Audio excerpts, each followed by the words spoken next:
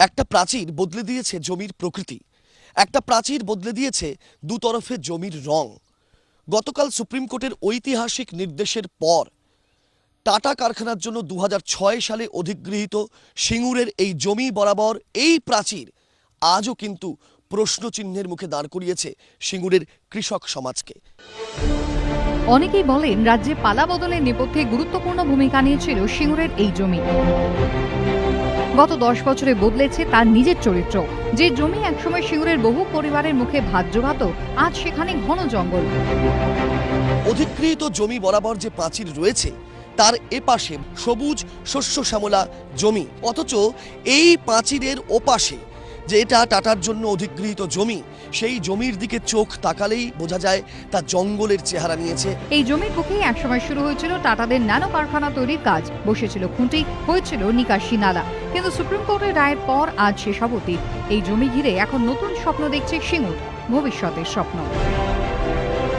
দীর্ঘ লড়াইয়ের শেষে বুধবার জয় পেয়েছে সিঙ্গুর। সুপ্রিম কোর্টের রায়ে যেন হারানো সন্তান ফিরে পেতে চলেছে বাজেমেলিয়া, খাসের ভেড়ি, গোপালনগরের মতো গ্রামগুলি। এলাকায় বাঁধ ভাঙা আনন্দ, কিন্তু সেই খুশির মধ্যে রয়ে গিয়েছে দুশ্চিন্তাও। পাঁচিলের এ পাশটা সবুজ হয়ে আছে, ও পাশটা বন জঙ্গল হয়ে গেছে। এদিকটা সবুজ, ওদিকটা বন জঙ্গল, তাতে মনটা খুব খারাপ লাগে। কোনো ভেতর আছে সব ফসল হতো, তো আমার জমি আছে, আমরা চাষ করেছি, তো কোথাও পড়ে আছে, কোথাও নালা ডাবা আছে, কোথাও বিল্ডিং করেছে, এইভাবে হয়ে আছে।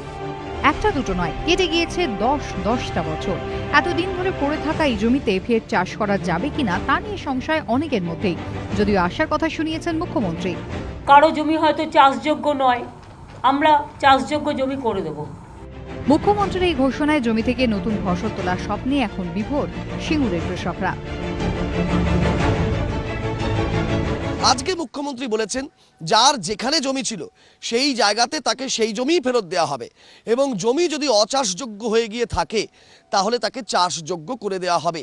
এইটাই কিন্তু একটা স্বস্তির হাওয়া এনেছে সিঙ্গুরবাসীর মনে। রাজর্ষি দত্তগুপ্ত, মহিউদ্দিন মল্লিকের রিপোর্ট, এবিপি আনন্দ।